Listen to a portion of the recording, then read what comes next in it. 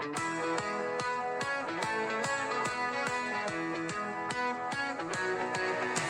the hills of Wales, where the wild winds blow, live the crazy Celts from long ago. With woad on their cheeks and lime in their hair, they danced with the druids and wrestled a bear. Our crazy Celts, loud and proud, painted blue and shouting loud. Roundhouse rebels, sheep in tow, history's wildest, now let's go.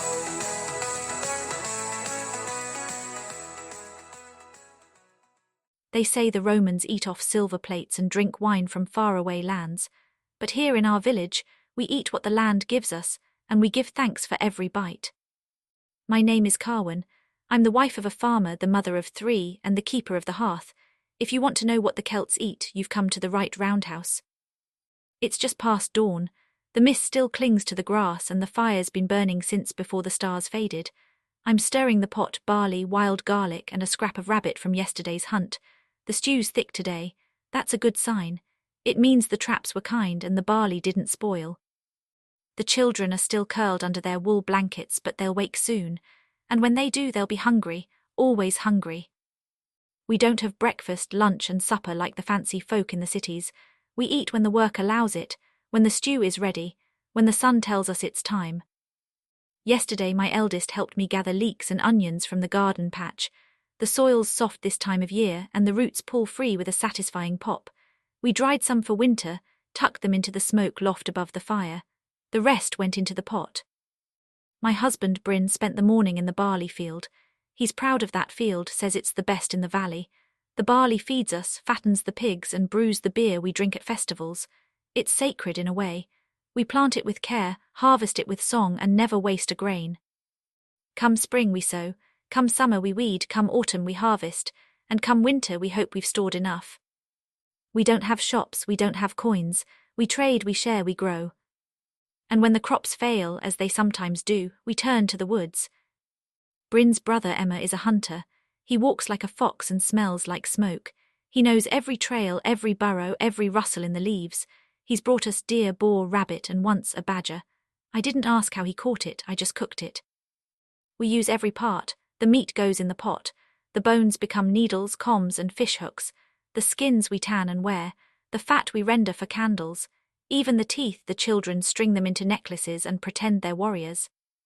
Nothing wasted, everything respected. Sometimes I join the foragers.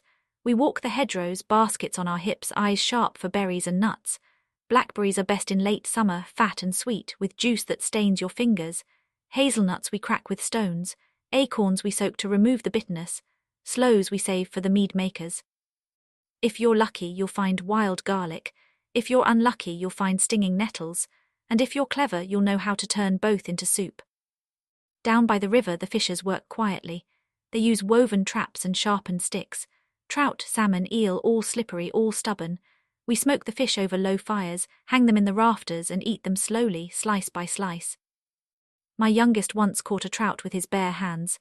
He was soaked, scratched, and grinning like a fool. We roasted it that night, and he swore it tasted better than anything he'd ever eaten. I believed him. Cooking is slow work. I grind the barley with a stone, kneel by the fire, stir the pot, taste the broth, add herbs, remove ash, and start again. The roundhouse fills with smoke, steam, and the smell of survival. The children help when they can. They fetch water, chop roots, and chase the chickens when they escape. They ask questions too. Ma'am, why do we eat stew every day? Because it keeps us strong. Why do we use garlic? To keep the spirits away. Why don't we eat like the Romans? Because we're Celts and we eat like warriors. Now imagine you're here sitting beside me, bowl in hand, steam rising. What would you add to the pot? A handful of herbs, a slice of apple, a pinch of salt. Would you dare try the rabbit, or wait for the fish? This is our food, from field to fire, from forest to feast, from river to roundhouse.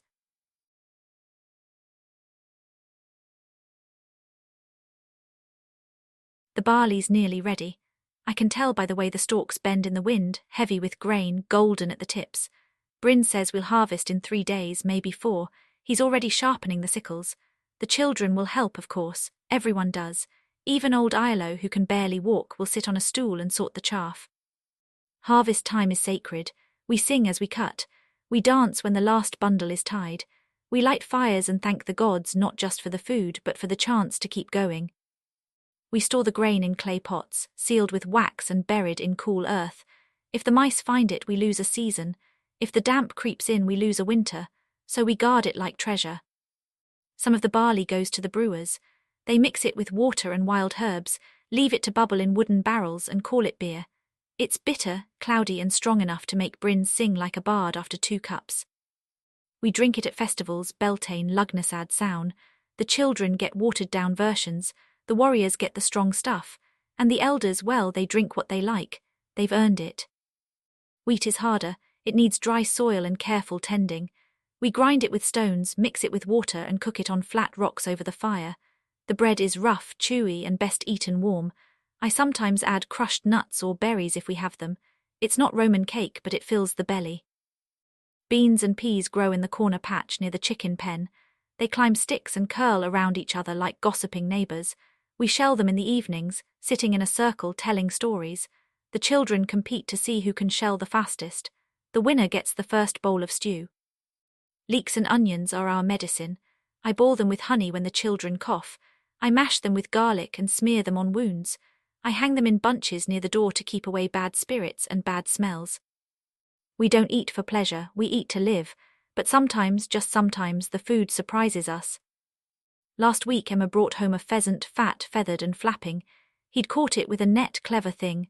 I plucked it, roasted it and stuffed it with apples and sage. The smell filled the roundhouse. Even the neighbors came sniffing. We shared it, of course, that's the rule. If you catch something big, you share. If you bake something sweet, you share. If you have more than you need, you share. It's not kindness, it's survival.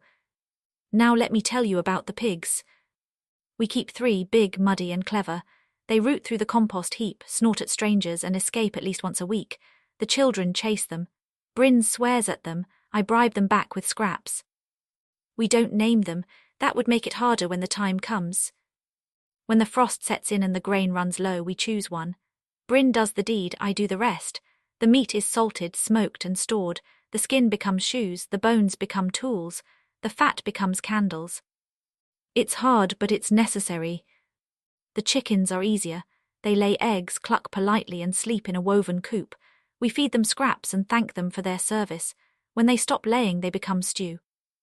The cows are sacred. We don't eat them unless we must. They give milk which we churn into butter and cheese. The children love cheese, soft, crumbly and wrapped in leaves. I trade it at market for salt, cloth and stories. Yes, stories, they're a kind of currency here. If you've got a good tale, you'll never go hungry. Now imagine you're here sitting beside me watching the fire dance. You've helped in the fields. You've gathered herbs. You've chased the pigs. You've earned your bowl. What would you choose, the barley stew, the roasted pheasant, or the cheese wrapped in oak leaves? Would you dare try the nettle soup, or the eel pie? This is our food, grown with care, caught with courage, cooked with love.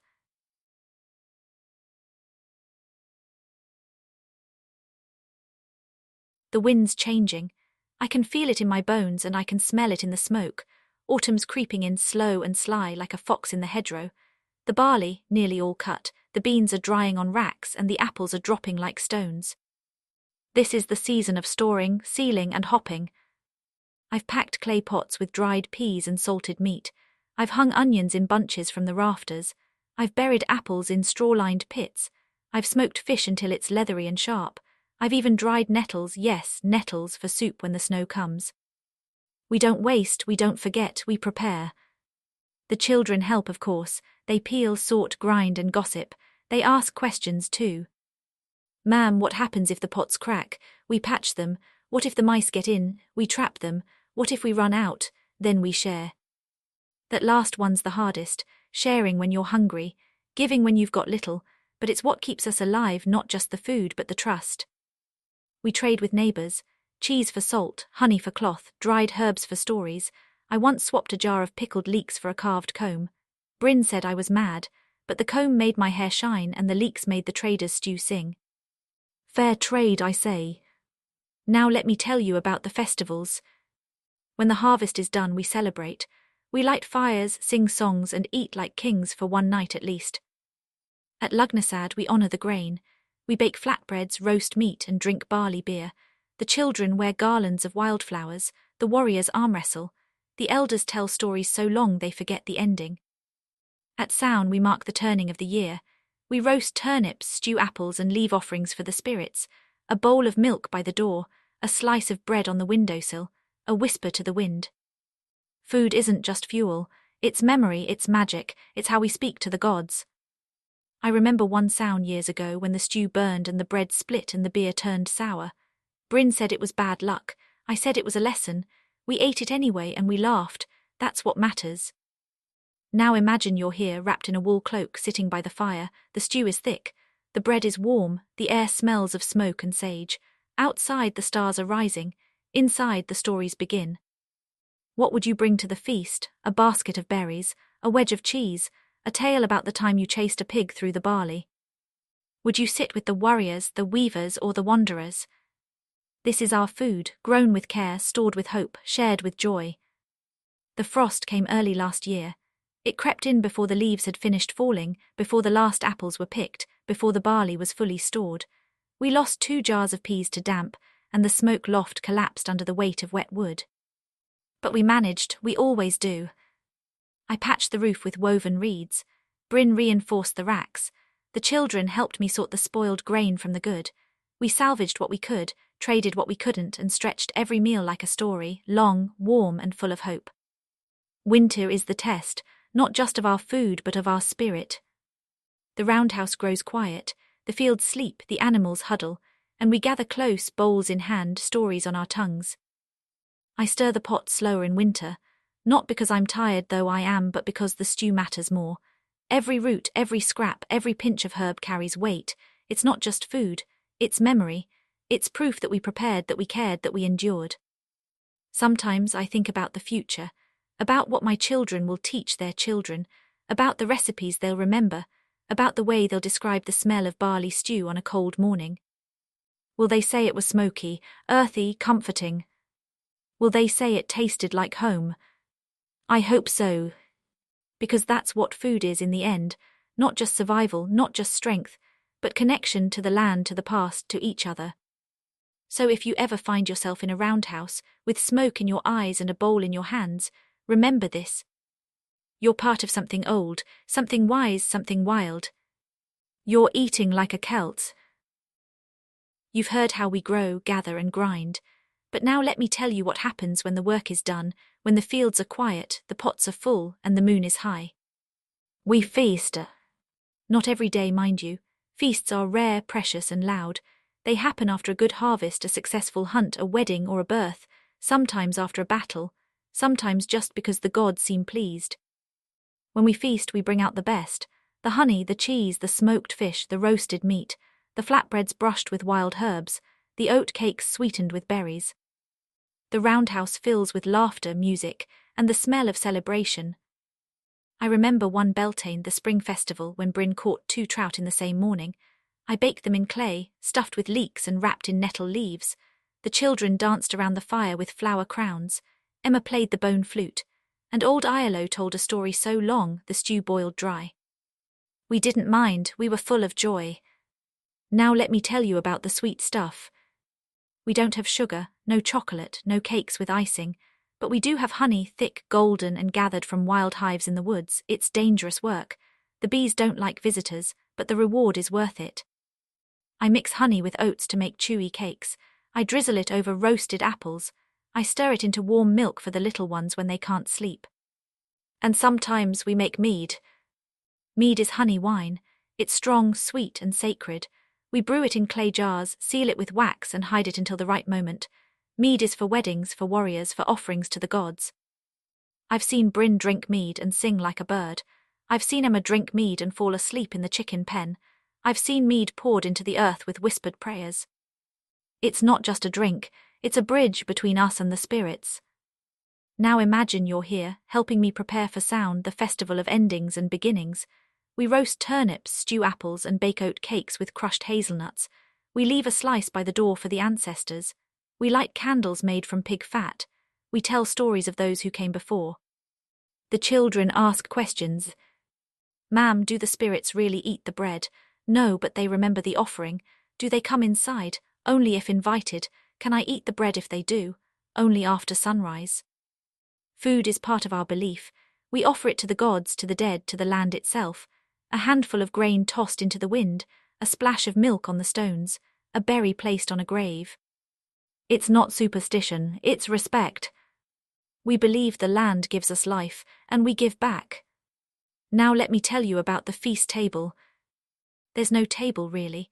Just mats on the floor, bowls passed hand to hand, and firelight flickering on smiling faces.